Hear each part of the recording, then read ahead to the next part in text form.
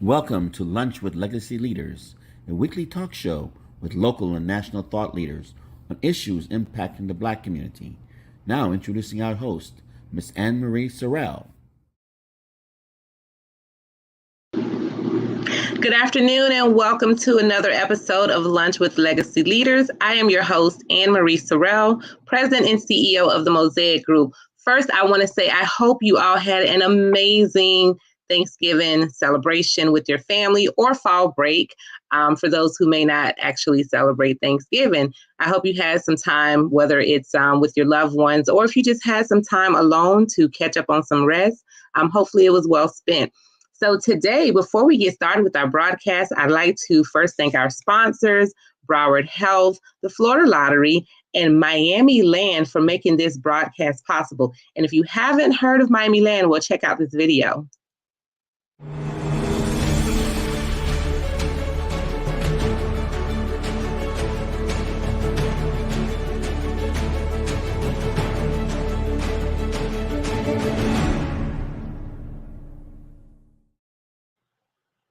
As the weekend is approaching, definitely put Miami Land on your schedule for this weekend. So today we have a very special guest that I'd like to welcome, Mr. Dr. Steve Gallen III, who is the Vice Chair of the Miami-Dade County Public Schools District 1 Representative. Dr. Gallen, welcome. Good afternoon. How are you doing? Glad to be here. How's it going, Anne Marie? I am wonderful. I have no complaints. Good to see you here today. It's pleasure. Well, for those in our audience who don't know you, I'm just going to go over our bio because we do have listeners from all over South Florida as well as other parts of the country. So just bear with me for one moment while I properly introduce you to our audience. Dr. Steve Gallen III, the elected District 1 school board member and vice chair of Miami-Dade Public Schools, is a lifelong educator who started his career as a classroom teacher. He has taught at the elementary, middle, and senior high school levels. He then rose through the ranks as a professional educator and over the next 25 years distinguished himself in the field of education, specifically in the area of supporting improved teaching, learning, and leadership in urban educational settings. He became an assistant principal, and administrative director of operations and alternative education for MDCPS and superintendent of schools in the state of New Jersey. Some of Dr. Gallen's accolades include the region's Rookie Principal of the Year, Elementary School Principal of the Year, Educator of the Year by Zeta Phi Beta Sorority, Inc. Incorporated, and Dr. Gallen was also the recipient of the NAACP Mary McLeod Bethune-Cookman's Educators Award. The College Board also recognized Dr. Gallen as one of 8 Americans featured nationally in their publication entitled Heroes of a Different Kind for Leadership and Service in Education. In 2013, he was named by ICABA as its South Florida Educator of the Year. Dr. Steve Gallen, in 2017, was named recipient of the National School Boards Association Council of Urban Boards of Education, also known as CUBE, prestigious 2017 Benjamin Elijah Mays Lifetime Achievement Award. In April 2018, he was elected to the National School Boards Association's National Steering Committee for a 3-year term. And on May 14, 2018, he was named Educator of the Year by Legacy Magazine. In December 2018, he was appointed to the Florida School Boards Association Board of Directors. And one last note, in March 2019, he was voted Vice Chair to National School Board Association Council of Urban Boards of Education Steering Committee. And then he was elected Vice Chair to the Census 2020 Task Force. And his most recent accomplishment in September was his selection as the 2019 honoree for education by the NAACP Miami-Dade chapter. So again, welcome. You have so many accolades. You were just re-elected unanimously earlier this year by the community. So congratulations. Thank you, Marie. It was a commitment to be re-elected for service and leadership for another 4 years, unopposed in this community. I'm very humbled and honored with the support of my colleagues on the board for us to have been able to collectively really advance a very ambitious, very deliberate, and a very unapologetic educational and community and equity agenda on behalf of not only District 1, but the students from Florida City to County Line Road. So I'm tremendously blessed and look forward to another 4 years. Absolutely. Well, you know what's interesting? I think from all of the, and I know school board member representatives from Miami-Dade, Broward, and Palm Beach County, and I will say that you're one that has literally served in so many educational roles and capacities, from being an educator yourself to serving in administration to serving at the district offices. I mean, so and then now on national board. So you literally embody and have experienced and lived what it is for education in our public education system. Yeah, absolutely. And I think that's been part of my paradigm and really has driven my theory of action. One of the things that I've always been adamant about is to be able to take theory and experience, and to be able to integrate both of those constructs. There's one thing about knowing things and having done nothing, and having done some things but knowing very little. But when God has blessed you with an opportunity to know intellectually, educationally, from a research, evidence-based paradigm, notions and strategies and approaches in education, and having had an opportunity to apply what you know at every level of a public school system, from a classroom teacher, assistant principal, elementary principal, high school principal, and as you indicated, all the way up to the apex of the administration as a superintendent, it really has given me a tremendous opportunity to be more effective as a school board member, because I understand the nuances, not only as it relates to policy, but as it relates to practice. What should be done? As we say in our field, what should it look like in the classroom? What should it look like in a school? What should it look like in the district office or the superintendent's office? What does it actually look like, and what should it reflect in our community, for our families, and for our children? No, that's wonderful. And so with that being said, what has been your motivational driver for you to climb and achieve and just stay engaged in education? Started out very young, and I think education for me, as Malcolm X said, is the passport to the future. But for me, it was a great equalizer, and more importantly for me, it was that second, that third, that fourth chance at my mistakes and my missteps as a young man.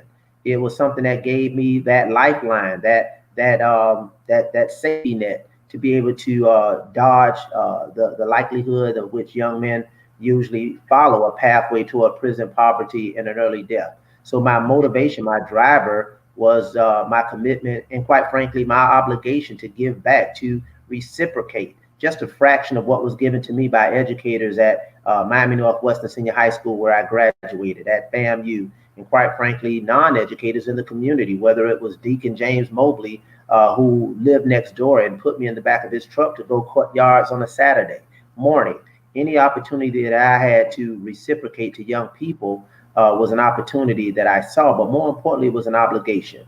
And again, I started out very young. I was a young teenage father, so I had children at a very young age, and I became a single parent. So that was also a motivation in terms of me having to provide that level of fatherhood, which a father is supposed to provide and protect.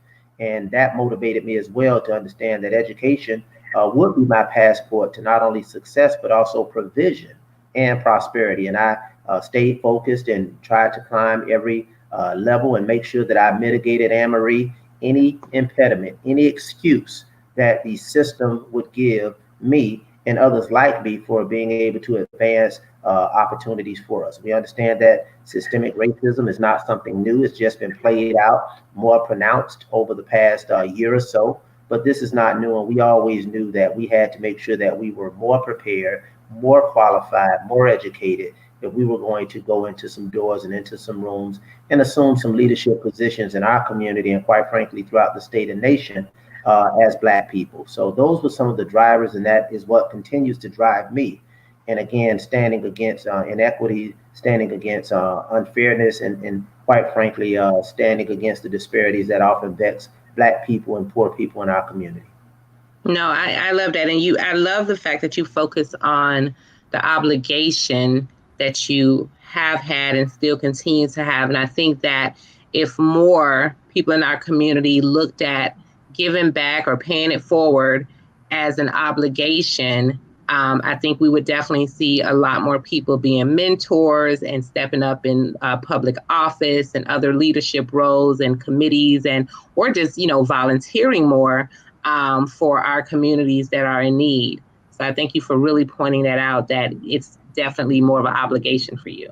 And I think that is something that's a part of our individual DNA. I come from a school of thought and ethos that talked about our educational experience as one that was to not simply focus on the individual, but how you can advance the community. And it's deeply personal, Anne Marie. I'm human. I have those human proclivities, those humanistic vulnerabilities. And I'll just share parenthetically and very briefly something that happened in my personal life most recently. There was a situation with someone that I know, and I'm not required to be of help to that individual, but that individual asked for help. I've helped in the past, and I've given some real strong lessons about standing on your own. But what I shared with someone as I was going to provide that assistance and support is that my conscience would not allow me to not help when I can, because that was an intrinsic motivator for me. And that sense of obligation is something that speaks to one's integrity. And people look at integrity as being honest and being fair and things of that nature. But integrity is, who are you when nobody's looking? What do you do when nobody's aware of it? So that sense of obligation is personal to me when it comes to the community, when it comes to our children, when it comes to our schools and our employees. It's personal to me. It's not something that is motivated from external factors, but it is something that is lived and something that is deep within me and in my DNA. Wow. No, that's awesome. Thank you for sharing just what motivates you and what keeps you going. Now, Miami-Dade County, we're going to jump into our topic, which is, education in a pandemic, right? This year has proposed so many challenges, but some silver lining as well. So Miami-Dade County is one of the hardest hit areas and counties in Florida with the pandemic, and now we're seeing a resurgence. What have you seen as the impacts on education for students, parents, in the community at large, but then particularly in the district that you represent? The impact is a much more devastating iteration of what our children who are Black, our children who are poor, our children whose home language is not English, whose home country is not the United States. The pandemic has been an exacerbator of those conditions that often vex our children and their families. I've said it very clearly at the onset with respect to Hurricane Irma, when I introduced the need for us to make provisions for children when schools are as it relates to food insecurity. I said things are already bad for many of our families. Things are already bad for many of our communities. But when things get bad for this country, things get worse for those in those particular situations. So again, it's going to be something that's going to exacerbate poverty, exacerbate the achievement gap, and it's going to exacerbate the living conditions of families already catching hell before the pandemic. The pandemic has existed, quite frankly, for Black people for over 400 years. We've had a pandemic that when we came to this country, and that pandemic has followed us through the Middle Passage, through the Civil Rights Movement, through segregation, but still we rise. So those educational and economic disparities that we faced are going to be worsened. I do have a sense of optimism, and I've always believed that we can find light in darkness. And again, we're going to continue to get up, speak up, and stand up and run on to see what the end is going to be. So I'm very concerned from an educational standpoint. Obviously, so when we get into the technical aspect of academic regression, our children are not moving forward. In some cases, they're actually losing. And we understand that virtual modality is not the most effective. It is not. It is not. The schoolhouse model, face-to-face instruction, looking students in the eyes, being able to have them to engage in not only educational experiences, but the experience of socializing with their peers. That in and of itself is the fulcrum of education as well. Not simply how to read, write, and do arithmetic, but how do you critically think? How do you build relationships? How do you resolve conflicts? And those are some essential skills that our children are going to need, not simply in grades 3 through 12 or K through 12. They're going to need those experiences and those skills in life. So I'm deeply concerned, but I remain deeply committed. Well, that's a lot. I mean, like you said, it was already challenging before, just dealing with day-to-day environmental factors. And then you add in a few hurricanes here and there, you add in other challenges. And then on top of it, now you have COVID. That's changing the way not just the students learn, like you said, but how they engage socially. What are some of the measures that the school board has put in place to deal with this? I know that that Miami-Dade was one of the last ones to, and came under scrutiny for being one of the last ones to decide to reopen. Yeah. Some of the measures that we took, obviously, I'm one that subscribes to the tenet of anticipatory leadership. And I have been concerned, quite frankly, with some of our responses at the administrative level, with all due respect and with all candor, that we have been somewhat reactive. But the board, quite frankly, has been very proactive. And the superintendent has been equally committed and dedicated in some level of proactivity. But some of the measures that the board has taken, I was very humbled and honored to be a part of. And I always like to look at my life and my body of work, Anne Marie, in a very tangible and measurable way. Where are the receipts? You know, we just came off of the election cycle. A lot of candidates are asking for your vote. I've always told people, before you make a determination about voting for someone and they're representing, they're committed to public service, this is not something you start once you get elected.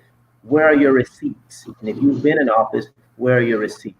So as you ask the question, what have we done? I'm very, very humbled and honored that as the school board member for District 1 and the current vice chair, I have receipts. I have receipts. This board has championed issues of which I've been a conduit for, starting with the issue of food insecurity. Across this nation, that's now the norm, to feed the children when schools are closed.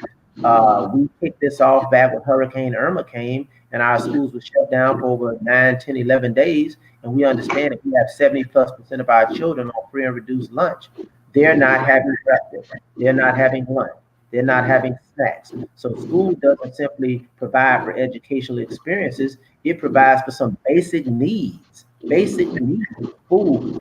And when we have to make that provision. So we made a decision years ago, that anytime our schools are shut, we will feed our children. So that's first and foremost something that I'm very proud of, that I led that to a board item that was supported by my colleagues, and that's something that we currently provide for, and that carried through the pandemic.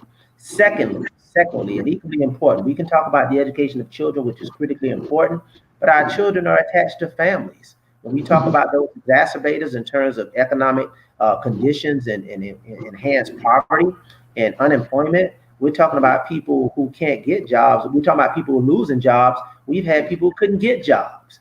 And those who had jobs in the Miami-Dade County Public Schools, for example, our bus drivers, our food service workers, our part-time employees. When the schools shutter, they don't work. When they don't work, they don't get paid. One of the things that I did in March when the pandemic came is I proffered an item that was supported by my colleagues to say, look, we're going to close the schools. It's mandated. But guess what? We're going to pay our employees who are part-time. Our lower paid employees who, if they don't work, they don't get paid, we're going to pay them anyway. We're going to come up with a creative solution to compensate them in a very legal, appropriate, and deliberate way. Because if we can sustain families, we can help children. And our board did that. And how were we able to do that? Because I understood the nuances of budgeting, Anne Marie. I knew that after February, the state has fully funded us through June 30th. So the money is there. Let's share the money. Let's compensate our employees. And that made a world of difference in the Miami-Dade County Public Schools. Thirdly, and obviously, we made significant provisions in terms of educational support and training for parents. And we've had a rough time starting out at the onset of the school year with one of our initial programs, the K through 12 platform. So lastly, what did the board do? We listened to the community, we listened to our teachers, we listened to our parents, we listened to our students. And when we were implementing a program that was not working for them, that was not effective, we terminated it and made some adjustments that we can be accommodating, respectful, and considerate to what the parents needed and what our children deserve. So those are just four critical things that we've done. And last but not least, we have provided the option. At the end of the day, we educate children, but parents are the first educators of their children, and parents are the decision makers relative to how their children are going to be educated. So we're offering the schoolhouse model and we're offering virtual instruction, but parents at the end of the day have that choice.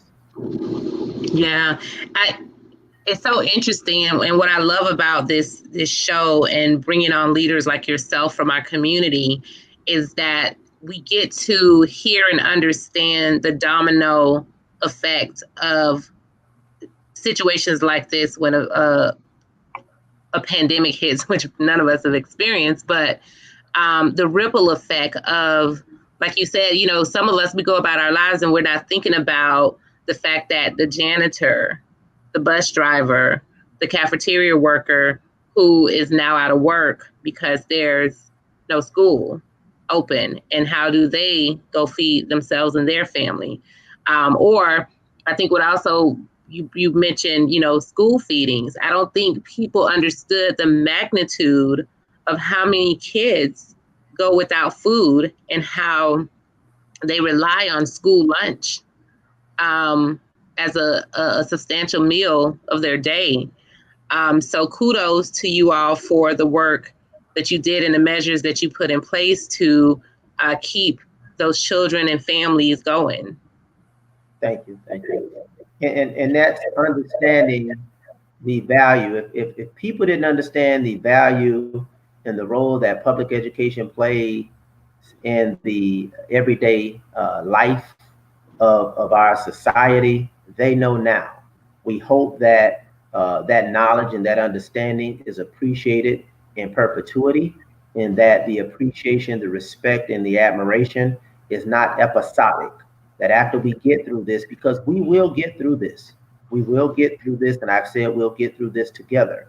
But I hope those lessons are embraced at every level of government, at the federal level, at the state level, at the local level, at the community level, and at the home level. I know as a parent, many of our parents understand what it's like now to educate Johnny and Jane and Julio and Juan and Maria and Rebecca. They understand what it's like to educate them now. And I think that will hopefully give a great degree of reverence and deference and commitment to working with our teachers, our principals, and our schools on behalf of our children. Absolutely. Now, for students who, and you kind of mentioned this in the beginning of your statements, that you know, there were students already struggling, particularly in our community, who may have been having learning challenges before, and then now that, you know, they either have to be at home and they may be distracted by whatever. Like I work at home and I don't have a lot of distractions, but I know being on Zoom calls with parents, you know, so for those who the parent may not have opted for them to go back to a classroom, and they're working from home, how's the school board helping them overcome these additional challenges that they're facing? Starting with the choice, number one, the choice. If a parent finds themselves in a conundrum personally, professionally, and they need their children in school, and let me just face it, everybody knows I'm a straight shooter. There was a big push about not opening up the schools from various sectors, and I was at the front and center of that. Actually, I proffered some amendments and really facilitated some discussions around that in a very direct way. The superintendent did make a recommendation for one date. I made a recommendation for a latter date, And then we reversed course when we looked at some of the impacts that it would have on our district financially. And we looked at the plan that was submitted to the state that we were obligated to follow. That being said, there was a large sector of people that said, no, don't open up the school, don't open up the schools. But the people such as essential workers, and when we think of essential workers, we're thinking about medical people. But if you work for corrections, if you work for the county, if you're a police officer, if you work at Publix, if you work at Walmart, it's essential that you're there to make provisions for us. Those employees have families, they have children, and they wanted those schools open for them to have some stability, some continuity, and some supervision for their children. So the data was a 51-49 split, Anne Marie, in terms of 51% wanted the schools open and 49% did not want to send their children back to school. So it was not an either or, it was a both and proposition. So we recognize that. So number one, we gave them a choice. Number two, we made adjustments. I mentioned the K-12. Quite frankly, the K-12 debacle. It was a disaster opening up in Miami-Dade County Public Schools with that program. The board took leadership. We recognized the challenges and the pitfalls, and we shuttered that program. We shuttered that program's operation in our district. It was an impediment to our teachers, an impediment to our children, and to our parents. It was a nightmarish experience of which we all recognized, but we took action on. So those are some of the things we did initially. Thirdly, we continue to provide required services. We provide a full panoply of programs. So if a student is an ELL student, if a student has an IEP, if a student has an EP, we're obligated and we still fulfill those requirements. And now we've transitioned into providing some additional support through intervention for those students who are struggling. Most recently, breaking news, November 30th, you may be aware. If not, our listeners need to be aware. The Commissioner of Education issued an additional executive order. And that executive order has some mandates relative to student outcomes and performance. If students aren't performing, there are some additional things that districts across the state must do. We must progress monitor. We must communicate with parents. We must communicate with them directly whether or not their children are performing well. And if a parent is struggling, we must make some additional accommodations, whether it's after school, Saturday school, whatever the case may be, to provide those things that we normally would do during the course of a regular year to give that support and assistance to those children. And last but not least, additional resources. We continue to provide additional resources, not only as a school district, but through our partners. For example, the Children's Trust. Kudos to the Children's Trust, Jim Hodge and his team. They continue to fund programs. They have not stopped funding programs that provide additional extra curricular, if you will, wraparound services for children. Those programs continue to be funded, and we continue to work with our partners toward that end. That's awesome. Now, I like to pose this question to educators, and I've asked our higher education presidents and leaders who we've interviewed in the past. Do you see classroom learning going back to business as usual, number one? And number two, I think this year has definitely taught us to be forward thinking. We've had to definitely react and adapt very quickly to what 2020 has dealt us, whether it's COVID or other challenges. How do you see learning and education developing beyond 2020? I see it as we had the experience, specifically in Miami-Dade County, with the first public charter school, which was started by Jeb Bush, and I think it was 1996 or 94, whatever, maybe 95, 96. And that was something that was new. We've heard this whole notion about virtual instruction and virtual learning, and this has become something that's new. I think what we're going to see is an expanded utilization of technology, providing different and varied modalities for students to learn.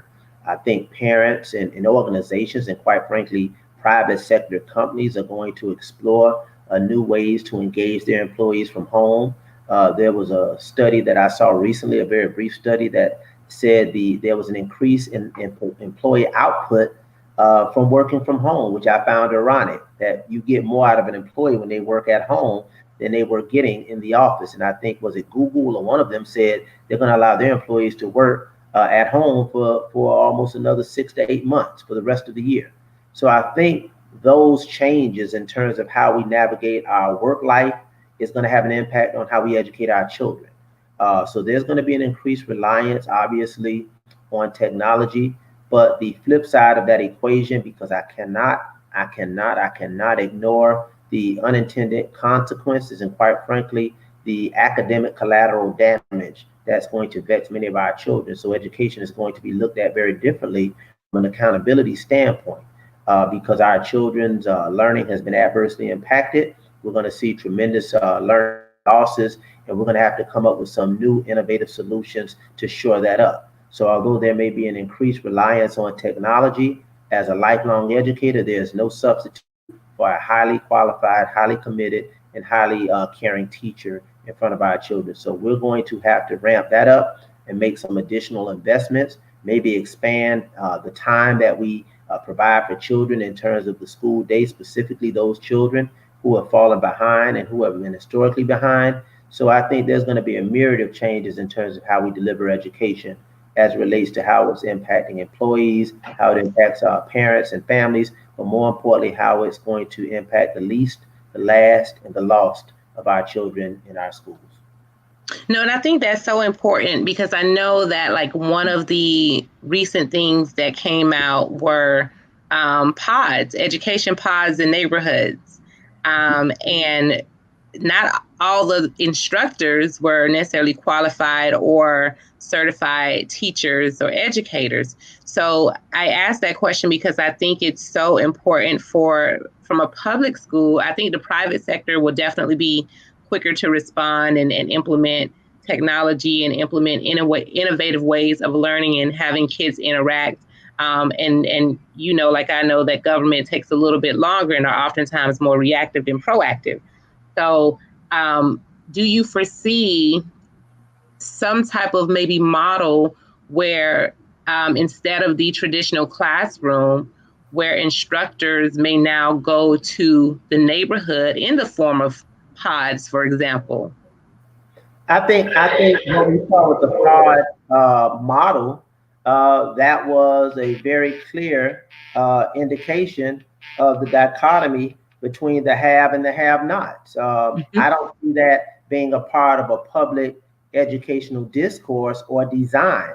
I think clearly that was something in which a group of parents in certain communities with certain resources leveraged their resources and, quite frankly, created and still create and still implement a new, often segregated system of education. And I'm not simply saying segregated based on race or ethnicity, but segregated based on economic capacity. So I don't see that having a significant influence on the public education system, only to the extent that those parents choose to remove their children from the public educational system, educate them accordingly. But that's not new in and of itself at this particular time. We have private scholarships that are provided for parents to send their children to private schools that's funded by taxpayers.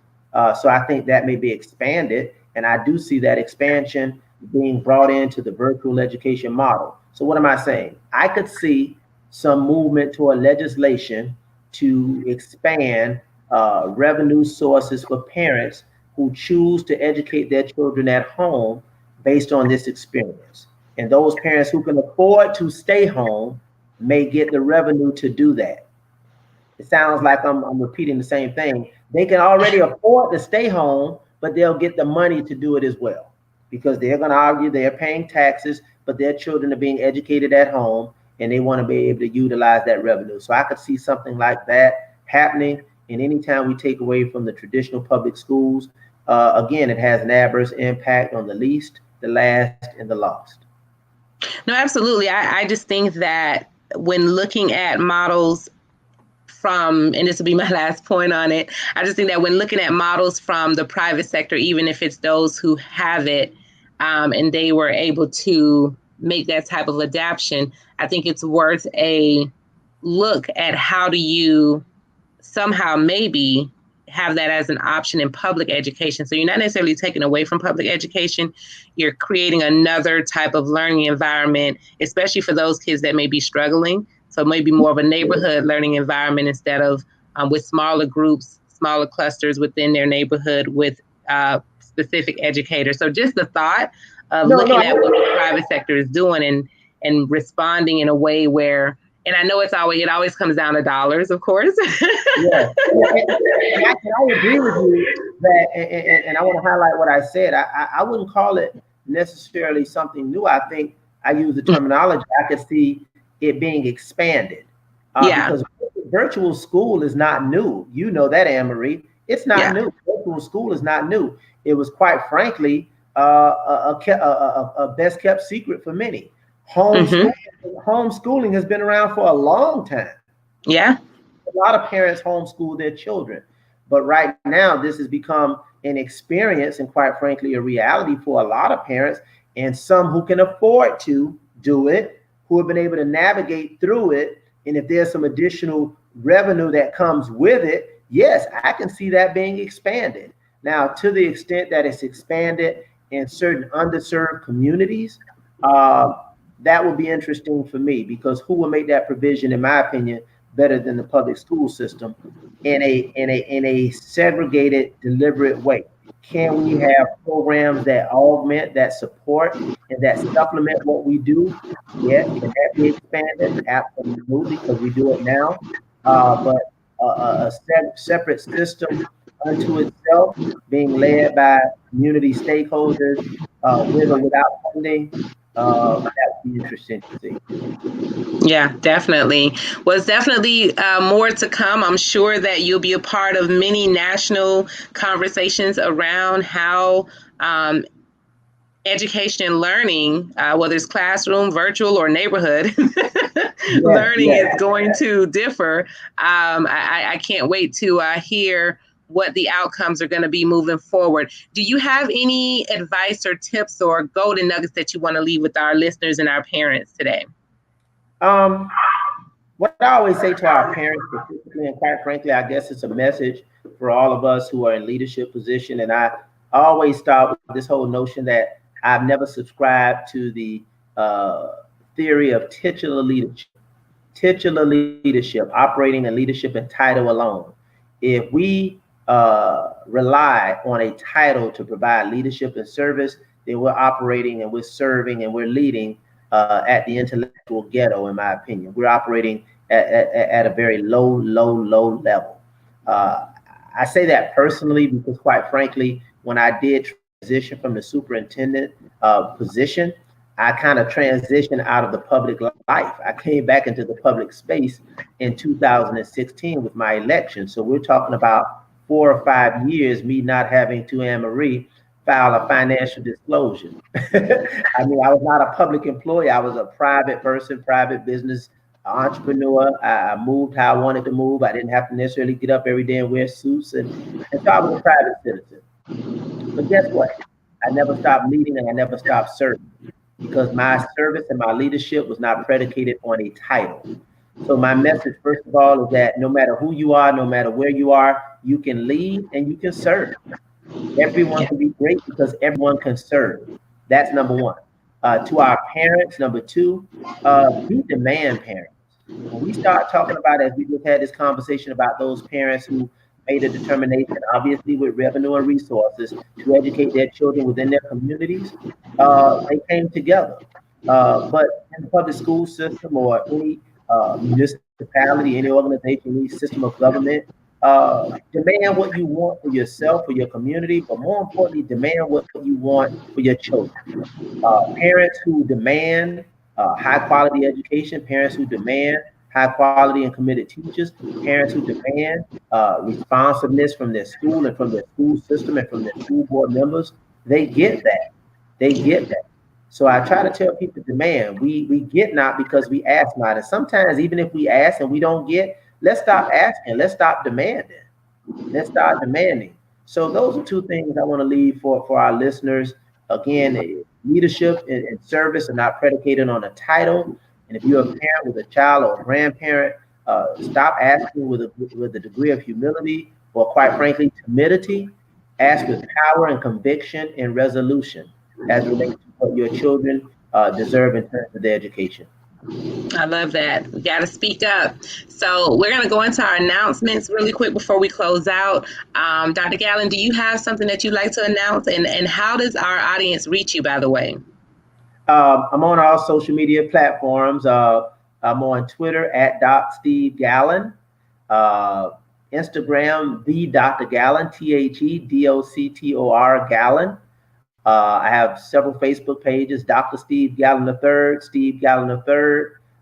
You can reach me and follow me on those particular platforms. And yes, we're very excited this weekend to have an advanced screening for a project that we've been working on along with two geniuses in the community, James Mungeon and Arvis Lawson, two young collaborators, two young artists, geniuses on a project. We've completed a documentary entitled Light Found in the Dark, The Life of Dr. Steve Gallen III. This is an iteration, quite frankly, an expansion of some of the work that I've done previously. I published 3 books. One book I wrote was called When Morning Comes, Moments of Struggle, Strength, and Salvation. It really juxtaposed me as an educator in my life growing up in Liberty City, Miami's Liberty City in the 1980s, which was a critical time, and how we navigated through that in my career.